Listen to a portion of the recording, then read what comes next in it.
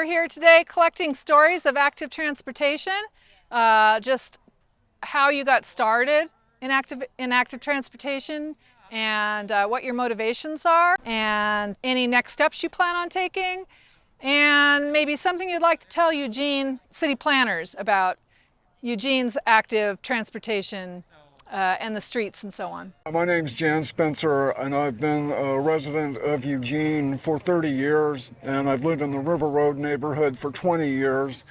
And a large part of that reason for living in River Road was access into Eugene on the bike path. I've been into bikes for a long time. I rarely drive at this point. I am very concerned about automobiles. They take up a lot of space. They make a lot of pollution. It takes a lot of money for the United States to spend on all the weapon systems to protect access to the oil and to the whole global infrastructure to keep the fossil fuel economy going. So I'm very interested in the changes being made in Europe, in France, Paris, Barcelona. Many cities in Europe are way ahead of the United States in terms of pushing back on cars. And I applaud any efforts to create alternatives to the automobile, creating the 15-minute neighborhoods, and the whole idea of people participating more in their own transportation. I think it's liberation, and I think we're either going to make the changes that we need to make, or we're going to wish we had. So I'll leave it at that. We like to ride around the trails and check out the river and go tubing. Yeah. And we think Eugene's the perfect city for riding bikes, right? Yeah, but we only went tubing once. Yeah, but we like all the things we can do here. Uh-huh. So you have your own bicycle? That's nice. What color is it? Blue, purple, and pink. Wow. Blue, purple, and pink. Those are the main colors. There's also many others.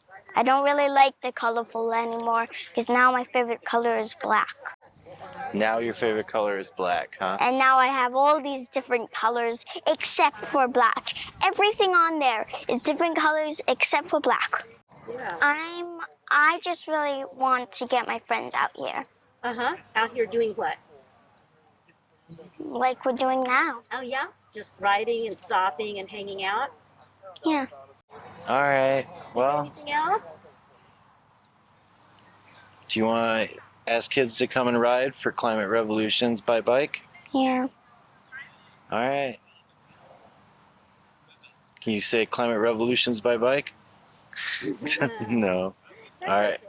Hello, my name is Jim New. I'm here today riding with Climate Revolutions by bike.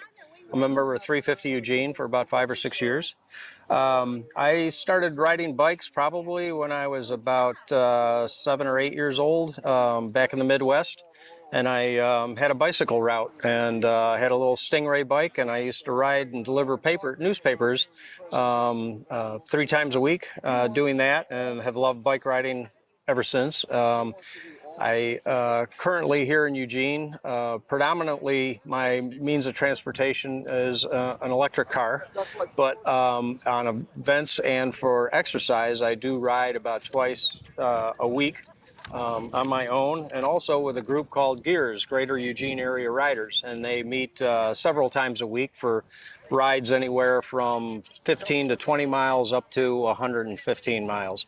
So you can pick, but it's a great group of folks who get together and have a lot of events as well as scheduled rides. I couldn't really tell you how many miles a week I ride just because it fluctuates so much. It can be as much as 100 or as least as 25. I think the big thing for the city is to, GEARS put on this this event where they had a person come from Amsterdam and talk about bicycling in Amsterdam and how it's their primary source of transportation. And from that, we really got a sense of how backwards things are in the United States, where car is king and bike should be the way of going. And that's something that we should always keep in mind when designing and planning for new transportation and upgrade, is to put bicycles in front and the car behind. So thank you for your time and for allowing me to do this. Great. My name's Andrew. I'm basically one of the local homeless here in Eugene. What does biking allow you to do that you couldn't do without a bike? How would your life change if you didn't have your bike? I was previously doing like a lot of walking and so on, so it's more of a transportation issue and allowing me to get things taken care of more quickly and so on.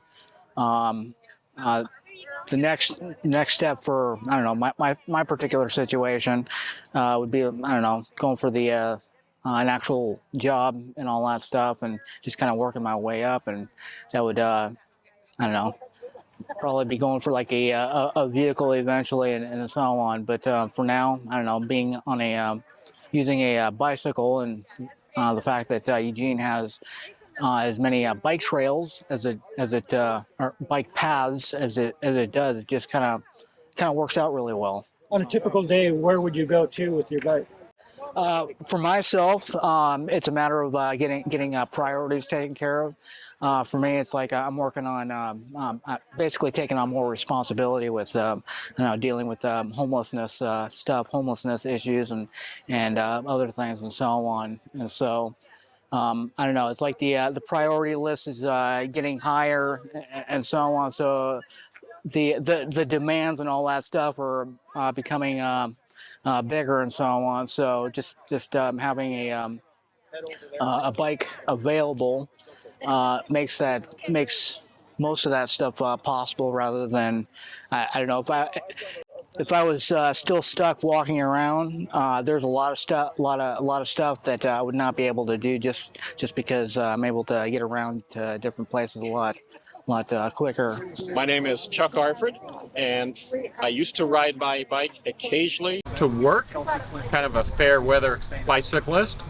And one day I fell off my bike and I broke both wrists.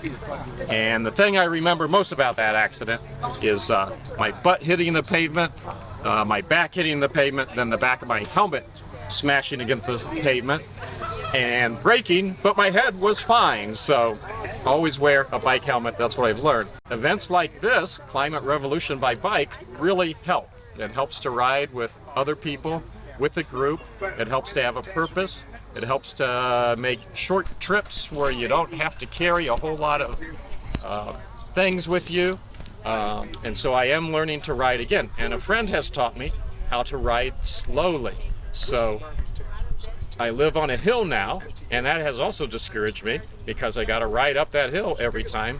But when you ride slow and put it down in the easiest gear or the next to easiest gear, and you're not going that fast, but still you get there, and it's not a lot of work, it doesn't hurt, and you don't feel tired, and you want to do it again. So slow riding is a breakthrough for me, and I see a lot more bike riding in my future.